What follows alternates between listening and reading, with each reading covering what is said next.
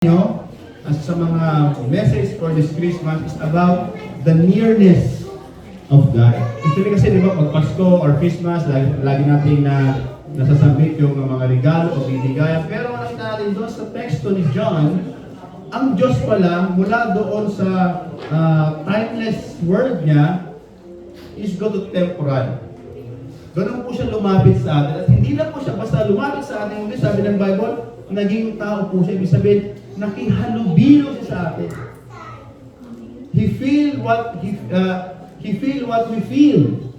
Naranasan din maghirap, naranasan din siya makutya, naranasan po siyang ma-discourage at ma-reject. Yan po yung Savior na pumunta po dito sa sanlibutan. And sana po, na-remind tayo na bawat dating po ang Kapaskuhan o ang Christmas, isa ang simbolo ito ng paglapit ng Diyos sa tao.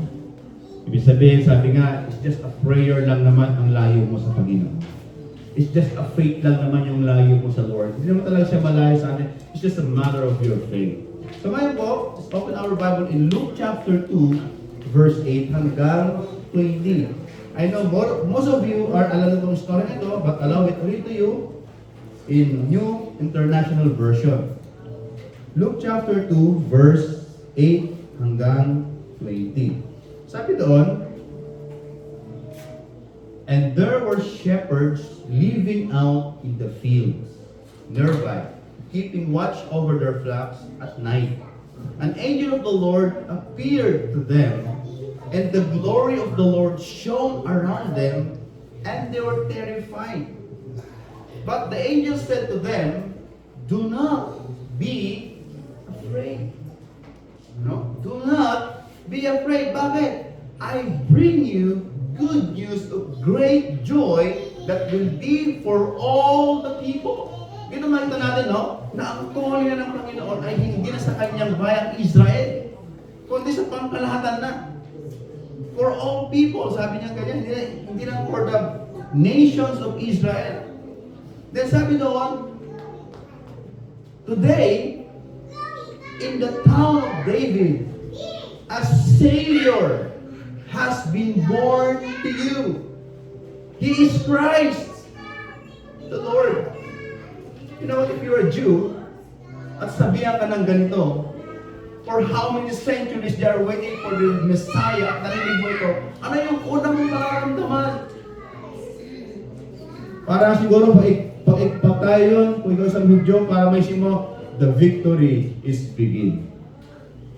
Bakit? Dumating na ang tagapagligtas. Verse 12 said, this will be a sign to you. You will find a baby wrapped in clothes and lying in a manger.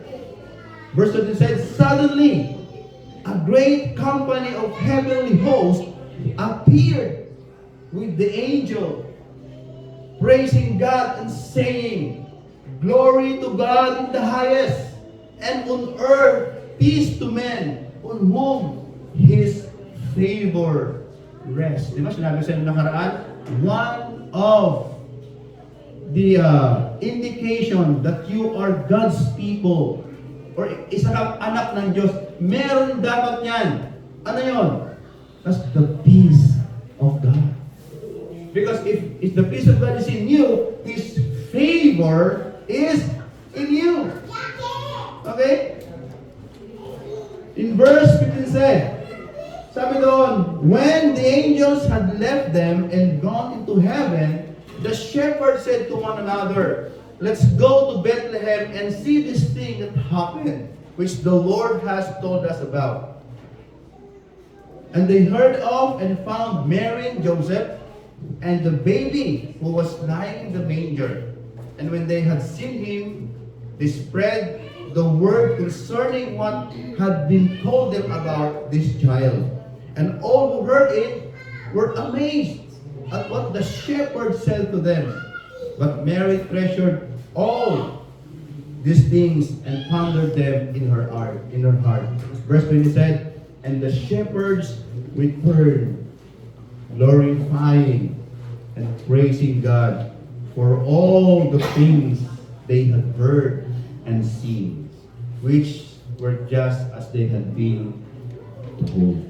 Purihin ang Panginoon sa pagkakabasa ng kanyang salita. Lord, As I share this message to you, Lord God, dalayan ko po na patuloy niyo po ingatan ang iyong mensahe, ang iyong salita sa puso po ng bawat isa na makita po namin, maintindihan namin ang mensahe, Lord God, na iyong nais padala o iparinig sa amin sa mga oras po ito. Sa pangalan po ni Jesus, Amen and Amen. Ngayon po ay nais ko po kayong dalhin sa isang mensahe pinamagatang kong life-changing good news into a broken world. Tandaan natin, maliwanag po yung description ng Bible na nung dumating ang good news sa mundo ito, madilim. It represents that this world is in the place in which people are not now knowing the Lord. You know what's the Bible kasi very metaphorical ang word na darkness. Kung sinabi mo kasing darkness ay naghahari ang kasamaan or walang alam, wala nang nakikita. You remember the Bible said that when the angel talked to the shepherd, it's not morning. That is evening, at night. And ano ka magtataka dito mga kapatid? For the past 400 years, kung ating kukunin po yung history, di ba? The between Malachi and Matthew, di ba? According to the Bible scholars, ang pagitan po is 400 years. Ibig sabihin, 400 years, walang pangungusap ang Diyos sa bansang Israel. Henerasyon, bawat henerasyon, sa templo sila nag-aalay, yearly, daily, monthly, walang nangyaring manifestation ng any angelic visitation. But this time, nakita natin, for the past 400 years, biglang may nag-appeared na angel. At may dadalang balita mula sa kalangitan. At nakapagtataka mga kapatid, no? Yung inausap ng anghel na ito, hindi mga hari ng Hudyo, hindi mga governor, hindi mga scribes, the Pharisees na magaling sila sa law, Moises, hindi, sino? Mga pastol. They're shepherds. Alam niyo ba ang shepherd during that time, you are an outcast of the society. You are considered, hindi ka pwede makipaghalubilo sa mga tao kasi nga, if you're a shepherd during that time, marami kang pwedeng mahawakan ng mga patay na insekto. And in the Old Testament, especially in the Leviticus, babasahin niyo po yun, at hindi naman, makahawak ka ng insekto na patay, you are considered unclean. So these people, this shepherd, nahuhusgahan sila dahil sa kanilang hanap buhay. Na hindi kayo pwede pumasok sa templo kasi bakit makasalanan kayo. For how many years of their life, dala-dala na yung ganong klase ng pakiramdam na outcast sila sa society, mababang tao sila, na wala silang, parang feeling na wala silang pwedeng iambag sa kanilang nations. But you know what? Those people who are in a lonely place are cast out. Sila ang unang nakarinig ng mensahe mula sa langit. The brokenness of this world lead us to go away from the Lord. But dito nakita po natin yung arrival ng Panginoon. Yung ating pong binasa mga kapatid is the arrival of the Lord Jesus Christ bring hope, peace, restoration to our broken world and desperately need. Ito yung ipinakita ng Bible ngayon. Nasa gitna ng tayo ay malayo sa Panginoon, kumbaga nabubuhay sa sarili nating lakas, katalinuhan, but most of the time we are broke. Nasasatan tayo now, the message na from heaven came now, especially to the shepherd. Kaya nga, a life-changing good news into the broken world. Sabi ni Timothy Keller, the gospel is not about a set of principles or rules, but about the living, breathing, life-giving person of Jesus Christ. Hindi ito isang klase ng ideolohiya na pag tinanggap ang ebanghelyo, magkakaroon ng panibagong konsepto ng buhay. No! It is our life. Isang buhay na mula sa langit na dapat isinasabuhay ng bawat nananalig sa ating Panginoong Hesus.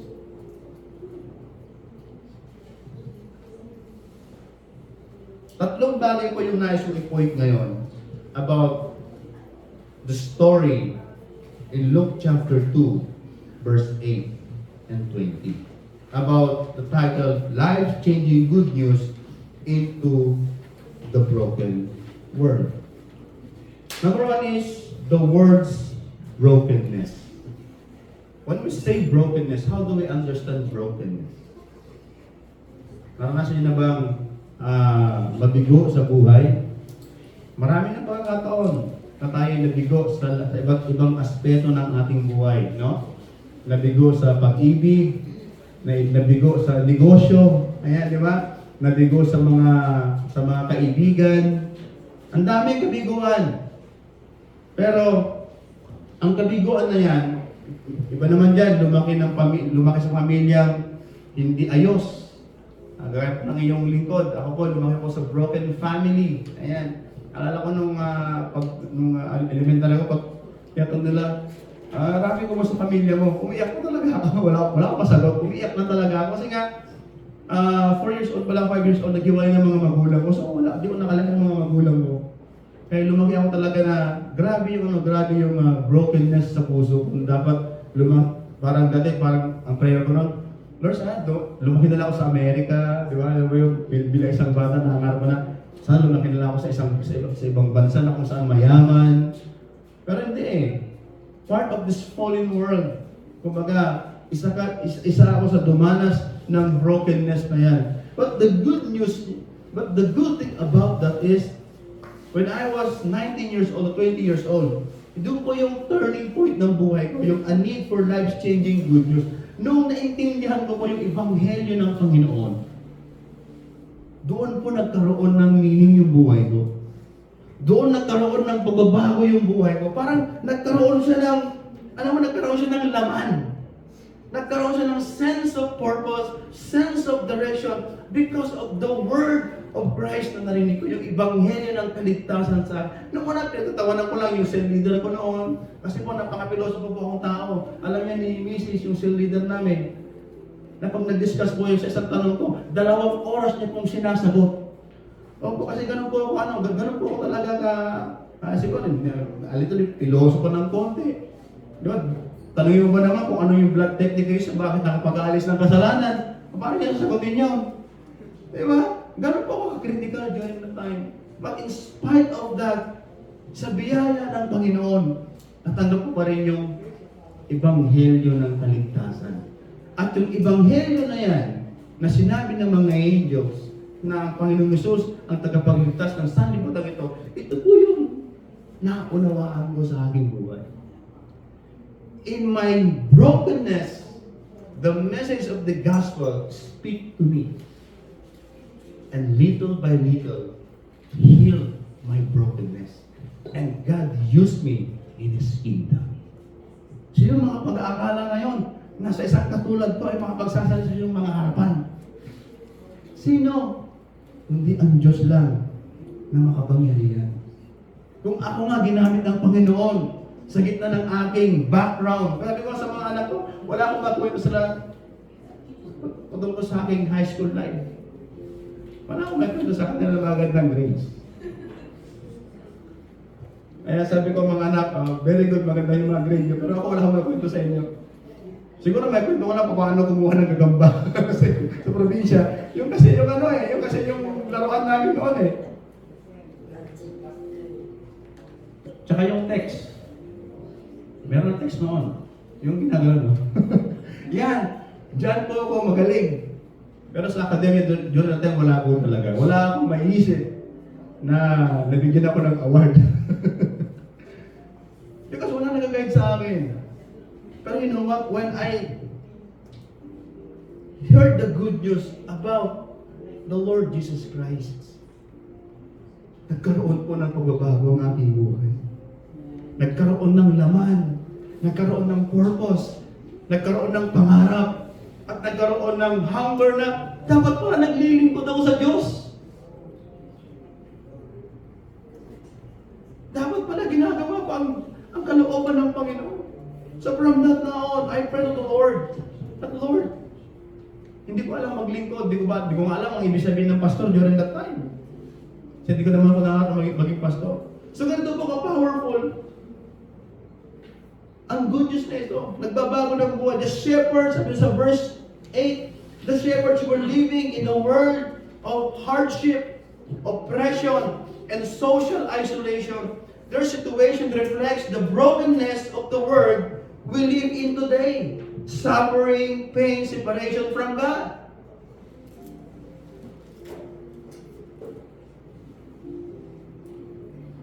But the good thing is, God's good news break through human brokenness.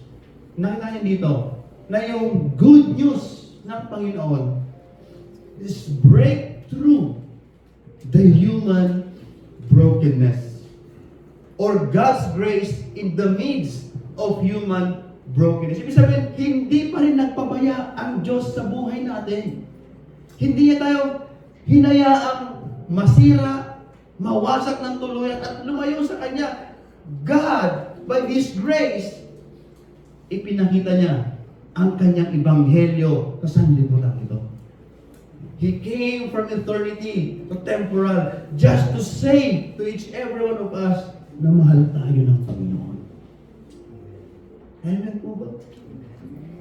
Kaya the shepherd world was marked by hardship and marginalization. Yet God chose them to receive the angelic announcement of the birth of our Lord Jesus Christ. This highlights a profound truth that good news is not reserved for privileged people only, but there is an intentionality of God to share this to the life of everyone's brokenness.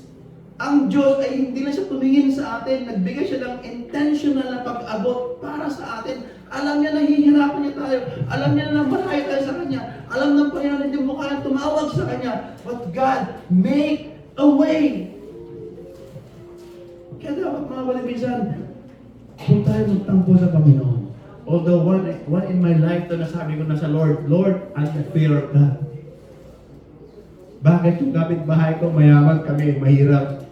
No, I have a lot of questions during that time. Bakit sila umaasenso? Bakit kami naghihirap?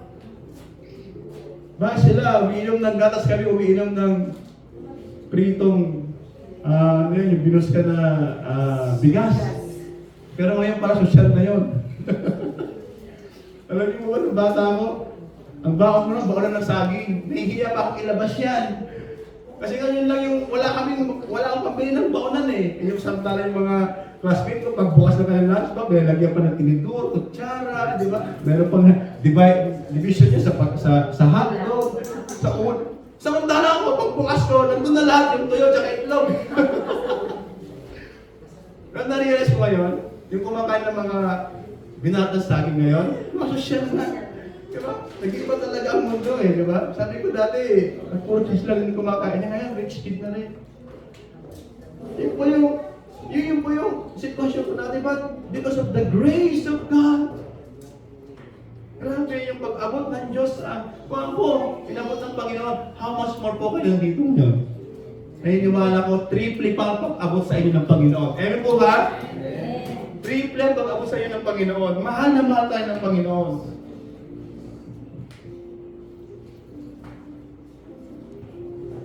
So itong nangyari sa mga shepherds, so ito yung parallel between then and now. So the parallel between then and now is, ibig sabihin, kung yung sitwasyon ng mga shepherd doon, na they are broken, they are oppressed, they even receive injustice. Kung baka pa sinasalamin ito, yung ating kapanahonan din ngayon. Parang tayo na nga, nabanggit nga ni Ate May yung word na nasasalamin din natin ngayon ang nangyayari ng the Old Testament. No, na marami rin mga Israelite, in spite of those miracles of God, hinati ang Red Sea, di ba? Tinalo yung mga kalaban, pero still the Israelite, matigas talaga yung ulo nila na sumayit pa rin ang Diyos ng mga pangyarihan. In spite of those powerful miracles na walang nakagawang Diyos, sa Diyos ng Egypt, ng Canaanite, ng Perizzites, walang nakagawa nun. Ang Diyos lang na si Yahweh. But still, itong mga pinili ng Diyos na maging kanyang bayan, nagawa pa rin itakwil ang Diyos ng mga pangyarihan. Parang tayo rin po ngayon, nasasalamin din po yung sitwasyon ng mga shepherd sa karamihan in terms of spirituality. Maybe maraming mga Christian ngayon, they are attending church, pero wala talaga silang connection sa Diyos. Wala talaga silang, alam mo yung fire to worship, fire to seek more about God. They come to the gatherings just for the sake of the fellowship. Kumbaga wala talagang lalim. But the good news is, because Jesus Christ is the timeless answer to the deep brokenness of humanity. Ito yung maganda. Kahit sa henerasyon po natin, kahit sa mga henerasyon ko, sa dalawang anak, si Jesus pa rin ang kasagutan ng kanilang buhay. At sa magiging apo ko sa kanila, si Jesus pa rin ang kasagutan ng kanilang buhay. Because the solution of this world's brokenness ay walang iba kundi the good news of the Lord Jesus Christ. Hindi po ito sa religion, mga kapatid. It's not a religion, but it is an invitation of God para magkaroon po tayo ng relasyon sa Kanya. The unchanging message of the gospel is that Jesus enters the darkness of every generation, offers light and transformation. Just as the shepherd living in the shadows of broken world, we are too surrounded by brokenness.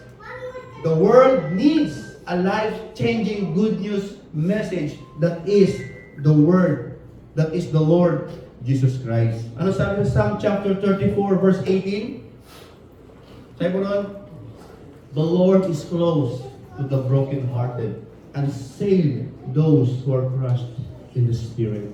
So if you're experiencing brokenness right now, remember that God is very close to you. That God is nagnanais ang Panginoon talaga na ikaw ay yakapin. In Psalm chapter 147 verse, they said, for He heals the brokenhearted and bind up their wounds.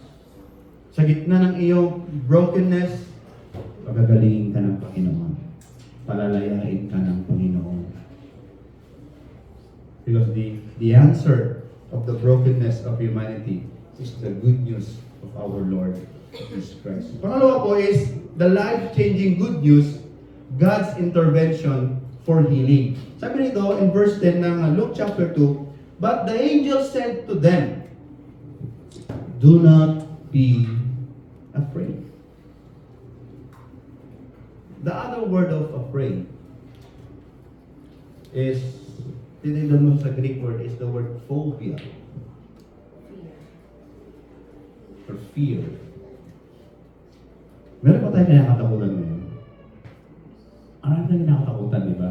Takot mawalan ng ipon, takot mag-collapse ekonomiya, takot mag-martial law. Di ba? Di ba? Takot singilin. Ano pa ba? Ang mga anak ng Diyos, dapat mga anak ng Diyos, ano yan, talaga nagbabayad ng utang yan, di ba? Takot mawalan ng trabaho, takot maligo, ayan, napakalamig naman talaga. Di ba? We have a lot of fear in our life. Just like a shepherd, no? Dahil they're bombarded by this kind of situation. Isolated. Judge sila, di ba? Sila yung pinakamababang klase ng tao sa society during that time. So, can you imagine, lahat na lang ng bagay nakatakutan nila. In fact, siguro, pag-bulating mo ito, baka meron ng mga mali-mali kung mga to, di ba? That's why when the angel of the Lord appeared to them, the number one is they're fearful to what the Lord, para siguro, hindi na lang kung anong gagawin nila kasi bakit? First time nila makita ng angel. Maybe the angel said to gagawin nila, Lord, makakay na ba ako? Talaga katapusan ko. Pero the good news is, sabi na, do not be afraid. I bring you good news of great joy that will be for all the people. Yung takot na meron itong mga shepherd na ito, ang sabi ng anghel, meron akong magandang balita sa iyo, sa inyo, na magbibigay na matinding kagalakan. Di ba ito yung hinahanap ng karamihan? Matinding kagalakan. Amen ba? Di ba? Meron tayong kasabihan ng mga Pilipino, di ba? Simple ang buhay, basta masaya. Di ba meron tayong sinasabi minsan na ganyan? And meron mga the elevator na bahay, di naman kayo nag-uusap ng mag-asawa. Di ba? Di naman kayo nagtagpo-tagpo sa loob ng bahay. Pero mas maganda yung payak yung pamumuhay. Pero nandoon yung maayos na relasyon. Meron tayong ganyan kaisipan ng mga Pilipino. Sometimes we're, parang sinasabi na tayong mga Pilipino, mas pinipili natin yung maayos na relasyon kahit sapat-sapat lang ang buhay. Amen po ba? Di ba meron tayong ganyang idea? Eh sabi ng Bible sa mga shepherds, you know what? I will give you great joy. Isang kasiyahan na kung saan hindi nyo mahahanap sa affirmation ng mundong ito. Isang kasiyahan na magmumula sa Diyos na lumalang ng langit at lupa. At ang kasiyahan na yan ay magbibigay ng kagalingan sa buhay ng bawat isa. You know what? Na-reveal ang puso ng Panginoon nung dumating si Jesus sa mundo ito. Ano yung unang na-reveal dito sa ating binasa? Number 1, our God is a humble God. Nireveal ng Diyos yung kanyang puso sa sangkatauhan. Na sa mismong Diyos ay siya yung Diyos na humble. Kasi bakit dumating siya ng gabi? Ang ipinanganak siya sa isang sabsaban. Then we recognize that Christ is the King of Kings and Lord of Lords. Ipinakita niya sa pamamagitan ng isang pagiging mapagpakumbabang tao. Aabutin ka ng Diyos. Kaya nga si Lord, hindi siya nagpala sa mga scribe, sa mga Pharisees, diba? Masyado naman talino yung mga tao ngayon, hindi nila paniniwala at pakihingan because they have a lot in their minds. Samantala mga shepherd ito, wala silang ibang iniisip nila kung ibantay yung kanilang mga tupa.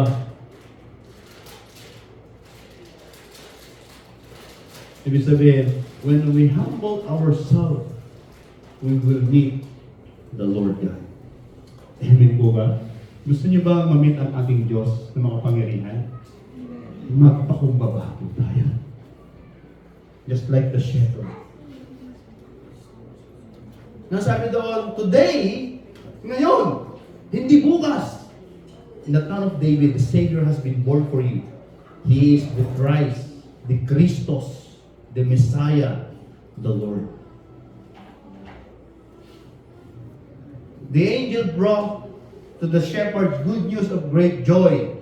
Jesus, the Savior, the Messiah, and the Lord was born in Bethlehem. This was the answer to the brokenness of humanity. God's intervention bring hope, healing, and salvation. Kaya nga pag tinanggap mo ang salita ng Panginoon nang may kababaan ng puso, mararanasan mo ang kanyang pagmamahal. Amen po ba? Mararanasan mo ang kanyang grasya. Mararanasan mo ang kanyang presensya. Just like these shepherds. The good news of Jesus Christ is a life-changing because it transforms our relationship with God, offering us forgiveness, peace, and eternal life. It's the ultimate solution to our brokenness. Ano sinasabi doon sa Isaiah chapter 9 verse 6? Ano sabi doon? For to us a child is born, to us a son is given. Yan sabi doon, He will be called Wonderful Counselor, Mighty God, Everlasting Father, Prince of Peace. Yung Diyos na tanggapin natin, He is a wonderful counselor. Pag sabi mo siyang counselor, anong ibig niya sabihin? He will give you an advice that will give you peace. He will give you an advice that make you heal inside. Na yung mga kinakatakutan mo na nakikita mo sa external world nito, alisin niya ng Panginoon. Kasi bakit? Bibigyan ka ng isang counsel na magpapatibay sa iyo sa pananampalataya mo sa Kanya. He is a wonderful Counselor, Mighty God, the El Gibor, the Everlasting Father, and the Prince of Peace. Kaya pag tayo ay anak ng Panginoon, habang tumatagal dapat lalo na naging payapa ang ating buhay. Amen po ba? Ngayon habang tumatagal, parang lalo gumugulo. Parang nawawala sa linya, no? Dapat kasi nga, He is the Prince of Peace. Kapag may kaguluhan sa pamilya, sa anything, even sa church, teka lang, nasa ng Panginoon dito. Dapat siya yung hari ng kapayapaan, pero kung may kaguluhan, ang tanong, sino na yun? It's the opposite of chaos. The opposite of peace is chaos. Pag chaotic na ang lugar, sino naghahari? Ang ating kaaway. Kaya we need to be restored to the Lord. And the last, mga kapatid, na katuhanan sa ating binasa with regards for the life-changing good news into the broken world is the call to share the good news, bringing restoration to a hurting world. So dito po, sa verse 20, sabi doon, the shepherds returned. So ibig sabihin, yung binalita ng anghel sa kanila, ay pinuntahan nila, at napatunayan nila na dumating na nga ang tagapagligtas. Right after that scenario, na mismo ang mga shepherds, first time nila makita thousands of angels nagwo-worship sa Panginoon. And first time nila nangyari, you know what, I searched in the Bible, kung meron ganitong kaganapan from the Bible, na talagang sabi doon sa description kanina, basahin ko lang po, no? Ano yung sabi doon, in verse 14?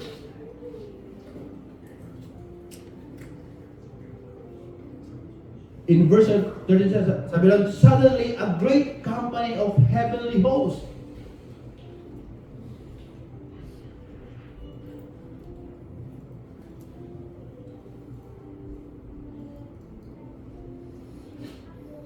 Sa King James Version, ginamit yung word ng multitude. Ibig sabihin, according to mga scholars, it is 1,000 of angels. Kumbaga, mula sa langit, sa lupa, ang daming mga anghel na nagpupuli at sinasabi nila, pabalik sa langit, ang sinasabi nila, glory to God in the highest and on earth, peace. Parang sasabi ng langit, sa lupa, dumating na ang panahon ng kapayapaan. Dumating na ang panahon ng panunumbalik ng tao at ang Diyos. You know what? I searched in the Bible kung meron na itong event sa ibabaw ng lupa. You know what? Isa lang po yung nakita ko doon, pero hindi gano'ng karaming anghel. Yung panaginip lang po ni Jacob. If you remember, in the Old Testament, in Genesis, when Jacob is running away from Esau, di ba? At nakatulog siya, napagod siya, nakatulog siya sa isang lugar na kung saan, I think that's Bethel, I'm not sure, no? Then, nanaginip siya na merong anghel na mula sa taas, pababa. Pero doon, anghel lang sinabi. Pero dito kasi, kakaiba ito. 1,000 of angels worshiping the Lord, saying, glory to God in the highest. Grabe. Hindi naman nakakita. Napakapahal ng mga shepherd nito. Sila po nakakita. At ano din niya mga kapatid, you know, why our New Testament Bible is very authentic and true? Because of the testimony of these people.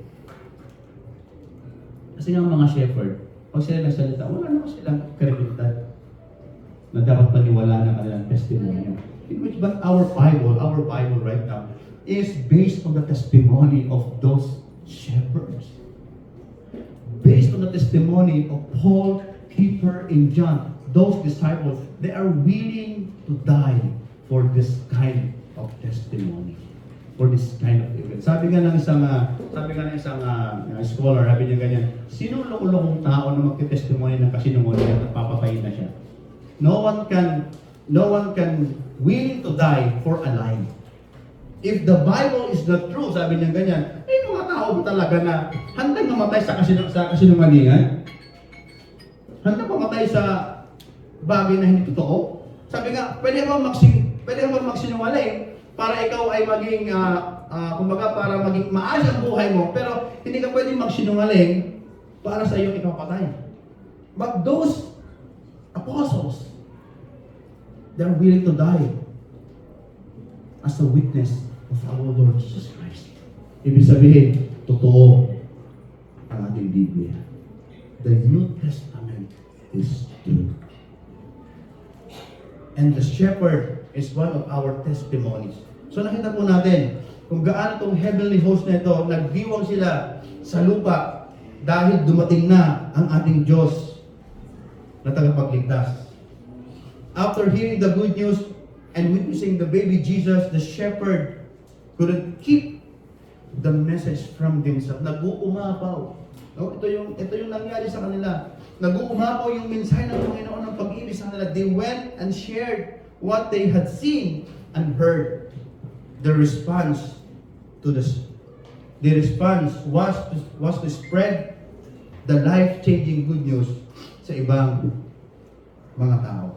So makita po natin mga kapatid, itong mga sinasabi natin outcast of this world noong panahon na yon, ay sila mismo yung naging first na evangelist sa panahon nila. Why? Because hindi nila makontain yung mensahe na meron sila. Dahil nga yung mensahe na yon ay hindi na sa message, but it is alive. Nag-uumapaw sa kanila. Hindi nila maisabi sa kanila kasama with regards for those events na nakita nila sa buhay nila. Can you imagine? Itong mga shepherd na ito na wala silang confidence sa kanilang mga sarili, biglang nagkaroon ng tapang na magsalita sa harapan ng maraming tao. Diba? Bakit? Dahil sa mensahe na natanggap nila mula sa Diyos. At yung ikanang experience sa Panginoon. Ibig sabihin, ang nagpapatibay talaga sa isang Kristiyano ay yung kanyang experience sa Diyos. That's why we need to experience God daily. Kasi bakit? Nagpapatibay yan sa ating pananampalataya. At yan din ang masasabi mo sa ibang mga tao kung paano ang Diyos ay kumikilos sa iyo. So encounter with Jesus leads to proclamation. The shepherd response to seeing Jesus highlights a powerful truth. An authentic encounter with Jesus compels the believers na dapat mag-share ng salita ng Panginoon. Kung totoong nakatanggap po tayo ng buhay na mensahe ng Diyos, ng buhay na Ebanghelyo ng Panginoon sa atin, of course, just like the shepherd, hindi rin makukontain yan to share to the other people. Yan po talaga yung magiging response ng isang tao na nakatanggap ng tunay na Ebanghelyo ng Panginoon. Their transformation is from fearful shepherds to bold messenger. Shows that when people experience a life-changing reality of Jesus, it is a natural overflow of desire to tell others, sharing the gospel to become the joyful response of God's work in their life. Masaya silang ibinabahagi na yung kanilang ebanghelyo tinanggap sa kanila na nagbigay sa kanila matinding kasiyahan. Ito rin yung kanilang kusang sasabihin sa mga tao na kilala nila. Why? Because hindi nila makontain ang kasiyahan na meron sila sa puso dahil buhay yung ebanghelyo kanilang tinanggap. Therefore, today, in a 21st century Christian, sana manumbalik yung ganitong alam natin sa Panginoon na hindi natin nakukunti na i-share ang salita ng Panginoon sa ibang mga tao. Just like the shepherd. Kasi bakit? Hindi naman word lang yung kanilang narinig eh. It is a life-changing word of God from heaven. Ibig sabihin, naintindihan ng mga shepherd, sila talaga yung isa sa mga example na authentic Christian. Kasi ang totoong Kristiyano talaga, nararamdaman niya ang ebanghelyo ng Diyos sa kanyang buhay. Amen po ba? Amen. At nai-experience niya ang Diyos sa kanyang buhay. Just the shepherd shared the message of hope. We are called to share the good news of Jesus to others. Our world filled with pain, brokenness, needs to hear about the hope found in Christ. As a recipient of God's life-changing good news, we are commissioned to be a witness, sharing the message of hope, peace, and salvation with those around us. Kaya sinasabi doon sa Matthew chapter 28 verse 19 and 20, ang sabi doon, go and make disciples of all nations. So hindi lang isang tao yung sinasabi ng Panginoon, but the nation itself. And surely, sabi ng Panginoon, and I am with you to the very end of this age. And sabi sa Timothy chapter 2 verse 3 and 4, or verse 3 said, this is good and pleases God our Savior, who wants all men to be saved and to come to the knowledge of truth. Ito yung puso ng Diyos sa mundong ito. Ito yung nais ng Diyos na mangyari sa mundong ito. Nang lahat ng mga tao ay magkaroon ng kaligtasan at makaunawa ng katotohanan ng kanyang ebanghelyo. Pero mangyayari lang yan kung ang kanyang mga anak na tumanggap ng kasiyahan o gamahan ng Diyos ay magbabahagi ng ebanghelyo na yan. Remember mga kapatid, sa sinasabi po ng ating pinasa, that the message of the gospel of the Lord Jesus Christ is the antidote of the brokenness of this world. Siya po ang sagot sa buhay natin. Baka siguro minsan ba't may mga taong susungit, prideful, maangas. Kasi nga, there's something brokenness inside of them na kailangan ma-address ng ebanghelyo ng Panginoon para magkaroon ng peace. I-accept natin ang gospel of faith at gospel of salvation ng ating Panginoon. Kung matawag ka ng Krisya at di mo naranasan ang ebanghelyo ito, wala problema na magsimula ka ulit. Lord, I want to accept right now again your salvation. Kasi gusto ko maranasan yung yung pag-ibig, yung kagalatan. Na for how many years in my life sa mundong ito, nagkakaroon naman ako ng kagalakan pag may bagong cellphone. Pero temporary lang naman eh. Sabi ko, nakagilip ako ng bagong cellphone. Ayaw kong bitawan, hindi na sa bahay. Pero after 3 days, pinabayaman niya sa papa ko. Temporary lang eh. Para siyang opium na pag nasigot mo, grabe, hay na. Pag nawala na, babalik ka sa dating default program mo. Malungkot na naman, insecure, ang daming kinakatakutan na naman sa buhay. Di ba? Plano ng plano, di ba? Tinitipid lahat ng bagay para lang mapag-ipon. Lahat and everything. Pupunta sa default program mo. You need Christ in your life. Amen. Kailangan mo si Kristo. Yan ang solusyon ng ating buhay sa ating pamilya. Bilang individual, siya ang solusyon natin. Kasi bakit? Siya ang kapayapaan. Siya ang kalakasan. Ano sabi ng Panginoon? Without me, you can do nothing. Ibig sabihin, our greatest resource or resources in this planet Earth, no other than Jesus. Ayan po ba? Sa mga oras ba ito? Handa niyo ba tanggapin ang Panginoon muli sa inyong buhay? Bilang Panginoon at tagapagligtas na inyong buhay. At from now on, sasabihin mo, Lord, you are the answer of my life. Sige po, manalangin po tayo sa mga ito. Come to the Lord Jesus Christ right now. Sabihin mo, Lord, speak to me right now. Lord, gusto ko ikaw yung gumawa ng paraan sa lahat ng sitwasyon. Sa mga bagay na kinakatakutan ko, sa mga bagay na inaasam ko. Even sa mga bagay na threat sa buhay ko, na kung saan minsan it caused me to have anxiety, nagkakos sa atin para magkaroon tayo ng hindi magandang pananalita, pag-uugali, paningin sa ibang tao. Bunga po yan eh. You know what? Christ is the answer sa buhay natin. Kung ang Panginoon nga inabot itong mga shepherd na ito, imposible hindi siya umabot sa atin ngayon. Because God is fair to those who are willing to come to Him. Sabi ng Panginoon, draw near to God and He will draw near to you. So nasa atin na mga kapatid, kung handa ba tayo at willing ba tayo magpaayos sa Diyos? Nasa desisyon na natin yan mga kapatid, kung talagang gusto nating pagpalain ng Panginoon, it is our now own decision. Kung kikilalin mo siya o hindi, nasa desisyon mo na. Ang Diyos nandiyan lang, waiting for us to come.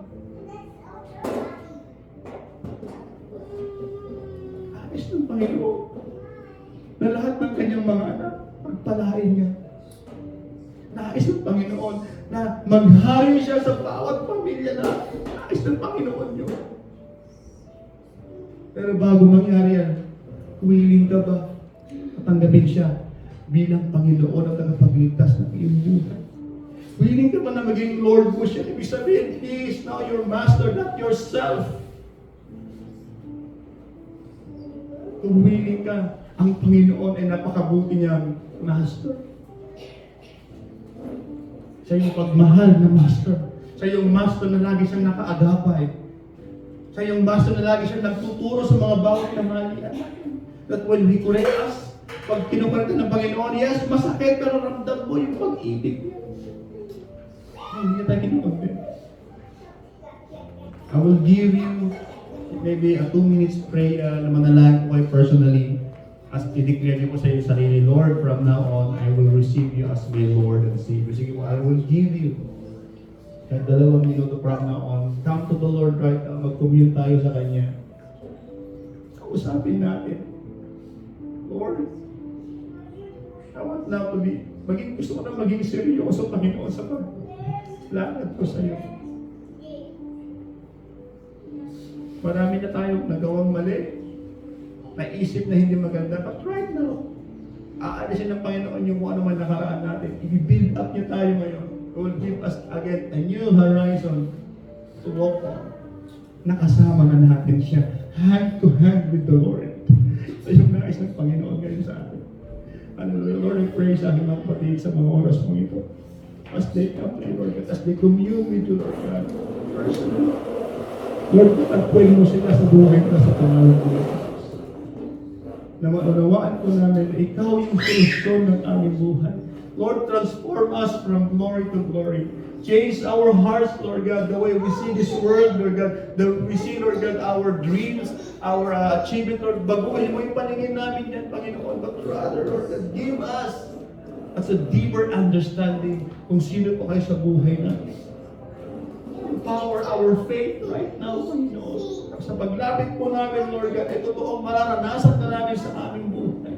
Magkakaroon kami, Panginoon, na isang pananampalatayang buhay na buhay.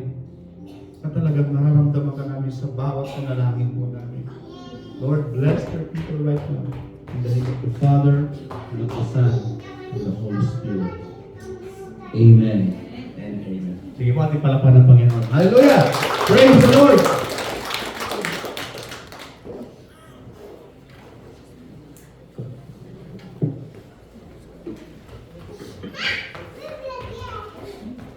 Thank you.